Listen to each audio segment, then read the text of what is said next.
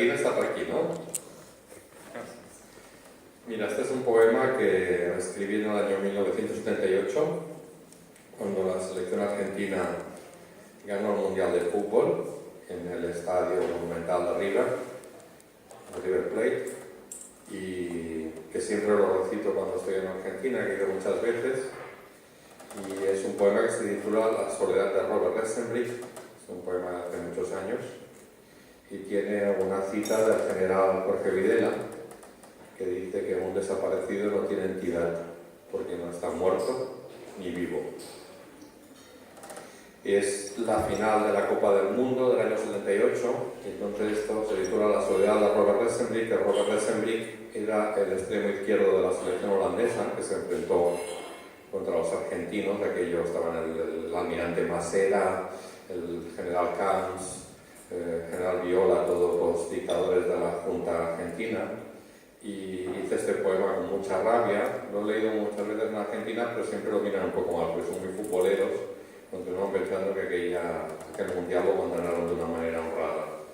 Nos dio mucha rabia y hice este poema, a ver si te sitúas un poco. Quizás no habías ni nacido en el año 78, ¿no? Y se titula así La soledad de Robert Resenbrich, que está dedicado a un poeta argentino del Tigre, de la desembocadura del Paraná, que es el Río de la Plata, que se llamaba Haroldo Conti, que desapareció. Todavía no se sabe dónde está su cadáver.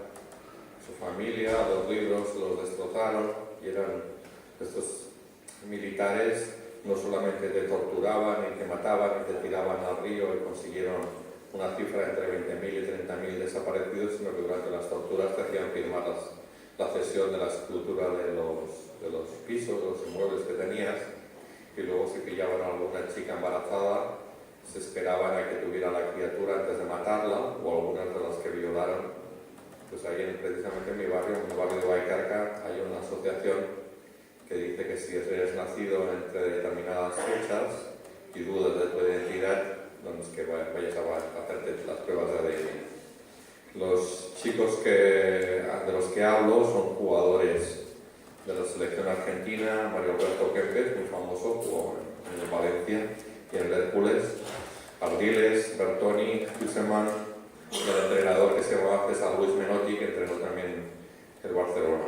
Y dice así, es un poema que casi nunca recito aquí, pero aprovechando que estabas aquí en el Sinusia, pues lo he querido utilizar.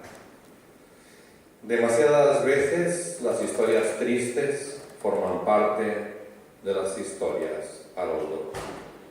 Hoy, en esta absurda invocación, no te debería hablar de la mala memoria de César Luis Menotti, ni de los serpenteantes slaloms de Mario Alberto Kempes, el matador, un portento de fuerza y precisión, tampoco de la autoridad defensiva de Daniel Pasarela, de la clase de Bertoni, de la elegancia de Ardiles o de la rapidez y chispa de Huseman.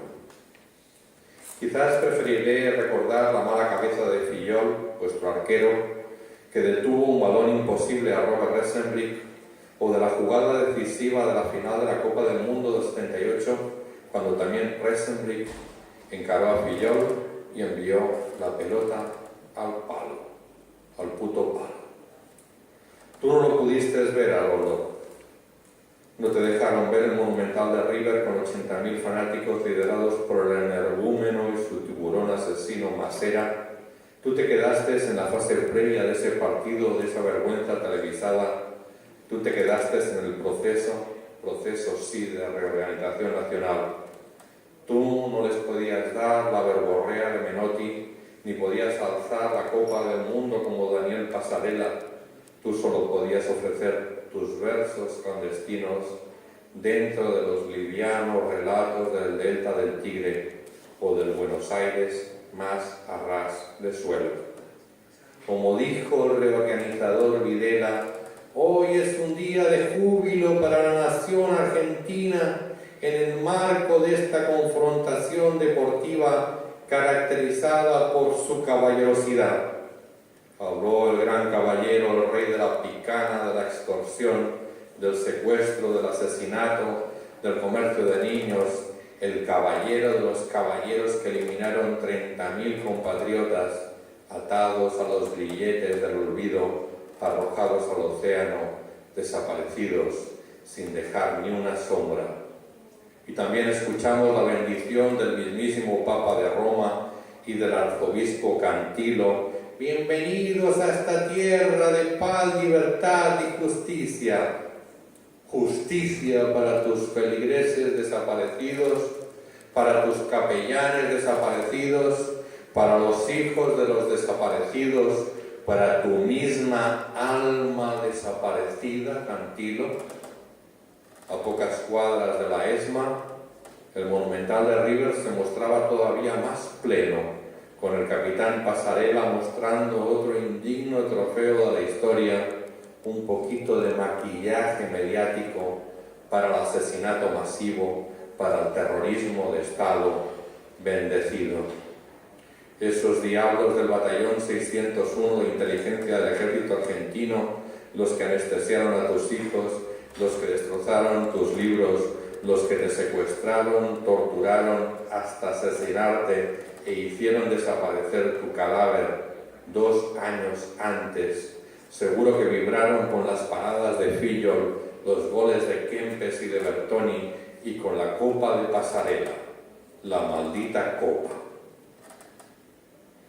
Sé que como nosotros, tú hubieras estado con las camisetas naranjas de los holandeses, que hubieras zozobrado de nuevo con la desolación de Rob Resenbrick, con la mala suerte que tuvo, con la tuya mucho peor, con la nuestra siempre azorada por la impotencia.